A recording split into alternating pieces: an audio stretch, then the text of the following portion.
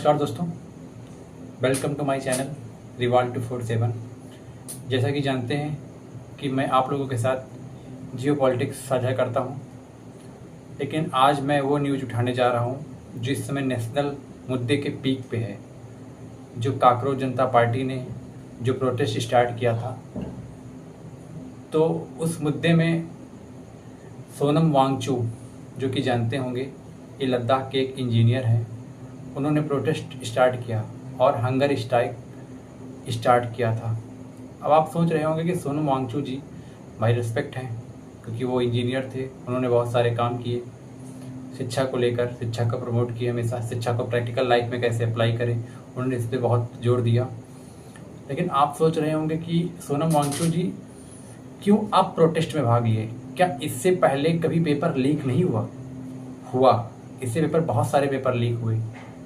आपने देखा होगा पीसीएस वाले जब धरना दे रहे थे, आरओ का पेपर लीक हुआ था। इससे पहले भी नीट पेपर लीक ही हुआ था, कुछ लोगों का रीनीट हुआ। उससे पहले देश में सबसे बड़ा पेपर एसएससी लीक हुआ था, और भी पेपर लीक हुए। बट सोनम वांगचुक जी की एंट्री इस पेपर में ही क्यों हुई?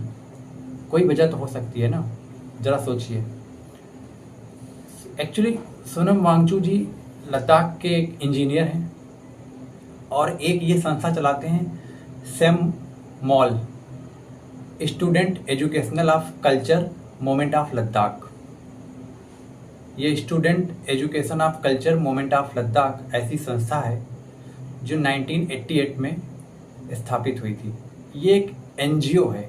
एनजीओ जानते होंगे कि एनजीओ वो संस्था होती है जो देश में गरीब लोग या पानी की सुविधा के लिए या शिक्षा को प्रमोट करने के लिए, मतलब वेलफेयर के लिए देश में एनजीओ चलाए जाते हैं। अच्छा, आप सोच रहे होंगे गवर्नमेंट एनजीओ चलाती बहुत सारे, तो बहुत सारे एनजीओ ब्लैक मनी को वाइट मनी करते हैं। आप लोग देखे होंगे कई सारे एनजीओ होते हैं, मैं कोई एनजीओ का इसमें पर्टिकुलर नाम नहीं लूँगा, बस आप जान लीजिए सेम मॉल एक एनजीओ है जो सोनम वांगचुक जी चलाते थे। ये कुछ समय पहले कई गवर्नमेंट 2016 में गवर्नमेंट के निगाह में आई थी। तो आप, ये संस्था क्या करती थी कि आपने मूवी देखी होगी 3 इडियट, तो उसमें लास्ट में देखा होगा कि कुछ बच्चे होते हैं जो एजुकेशन को प्रैक्टिकल जोड़ते हैं, जिसमें सोनम वांगचुक जी पर हुई थी वो मूवी पैंगोंग झील के पास। तो प्रैक्टिकल एजुकेशन को कैसे प्रमोट करें, और उसमें आइस जो है वो पिघलाकर सिंचाई में कैसे फार्मिंग किया जाए, खेतों में यूज किया जाए, ये सब चीज़ें भी उसमें इंक्लूड हैं। तो इन कई सारी एनजीओ चलती हैं, तो ये भी एक एनजीओ है। अच्छा, इस एनजीओ को जॉर्ज सोरेस, जो शायद आपने कभी नाम नहीं सुना होगा, ये हंगरी के थे, 1930 में इनका बॉर्न हुआ था, और ये सोसाइटी फाउंडेशन चलाते हैं, वेलफेयर सोसाइटी ओपन चलाते हैं, जो सोसाइटी में वेलफेयर काम करते हैं। अच्छा, इन पे कई सारे आरोप हैं। ऐसे आरोप हैं कि ये कई सारे एनजीओ चला के, अच्छा एनजीओ वहीं चलाते हैं जिन देशों में डेमोक्रेसी होती है। जैसे इंडिया में डेमोक्रेसी है, तो इंडिया में ये संस्थाएं चलती हैं। जैसे रसिया में डेमोक्रेसी नहीं है, तो वहाँ नहीं चल सकती है। जैसे चाइना में डेमोक्रेसी नहीं है, वहाँ भी ये संस्था नहीं चल सकती है। तो एनजीओ उन जगहों पे चला जाते हैं जहाँ पर डेमोक्रेसी होती है। तो वहाँ पर कुछ लोगों का मानना है कि जॉर्ज सोरोस जो थे वो कई सारे देश में सरकार गिराने का भी काम करते हैं एनजीओ से, क्योंकि एनजीओ के द्वारा ये फंडिंग करते हैं, और जो फंडिंग मिलती है उससे गवर्नमेंट गिराने का भी काम करते हैं। आप पूछेंगे कैसे? अब एनजीओ से जो लोग पैसा लेते हैं, वो पैसा का सही यूज हो रहा है, ये देखता है अपने देश में FCRA, मतलब फॉरेन करेंसी ऑफ रेगुलेशंस। ये FCRA जो देखता है, ये देखता है कि एनजीओ से जो पैसा आ रहे हैं, विदेशी मुद्रा आ रही हैं, वो सही तरीके से यूज हो रही है कि नहीं। तो इसका स्थापना 19, मतलब यह जो अधिवेशन था ये 1976 में आया था, तो ये देखता है। बट अब क्या होगा कि इस मानसून सत्र में FCRA जो है, इस सत्र में एक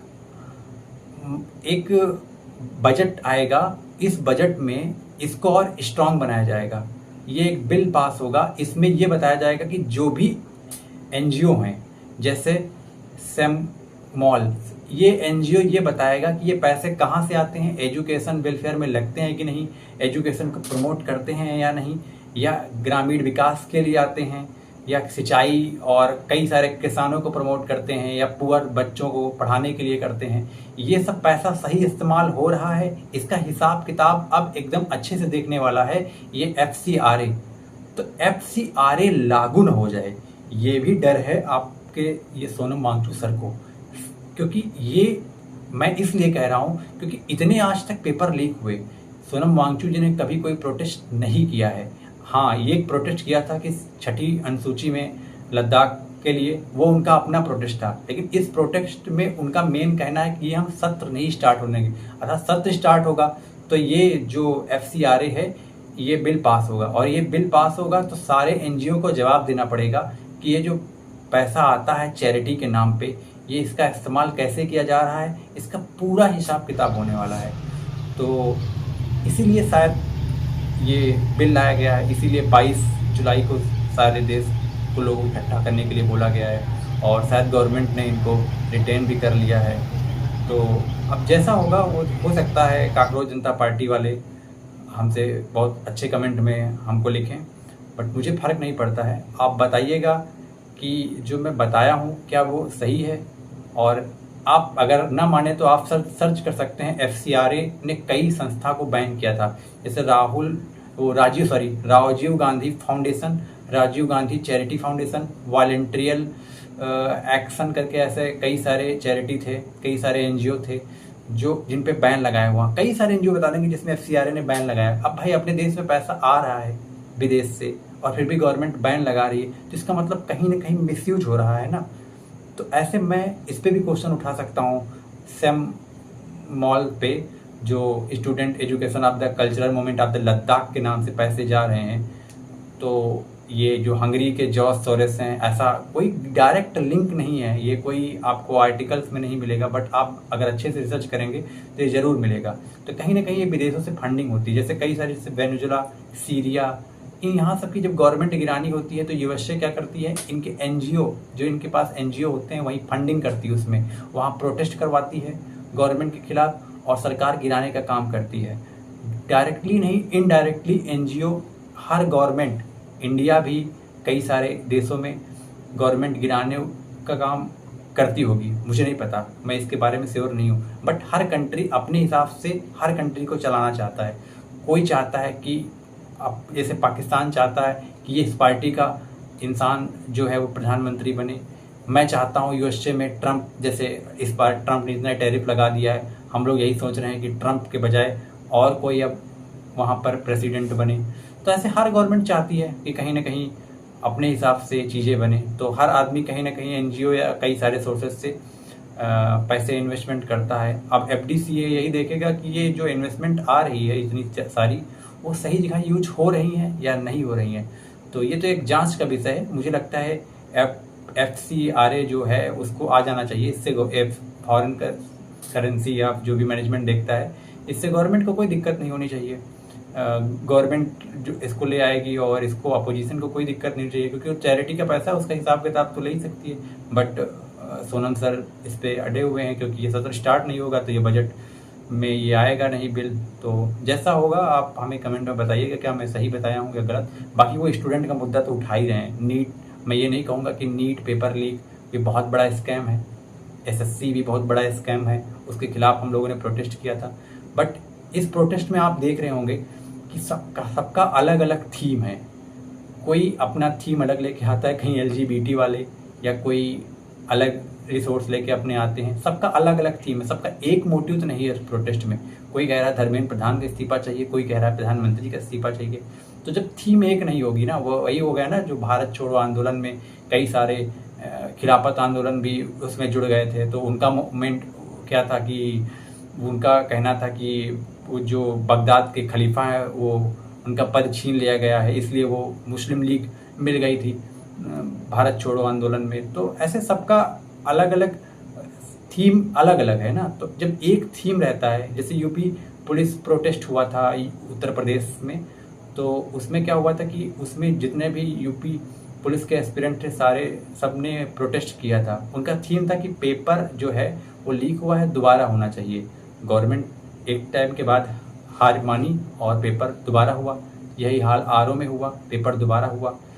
नीट का भी पेपर दोबारा हुआ, रिजल्ट भी आ चुके हैं। बट अगर एक थीम नहीं होगा और कई सारे मोमेंट होंगे और प्रोटेस्ट होंगे जिनकी अलग अलग थीम होंगी, तो उस पर क्वेश्चन तो उठेंगे।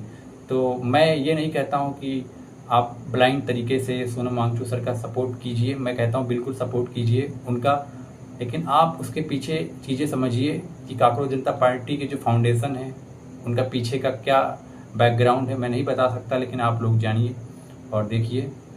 और बाकी वीडियो में जो जानकारी मैंने बताया वो कैसी लगी वो आप बताइएगा। तो आज की वीडियो में इतना ही। जय हिंद, जय भारत।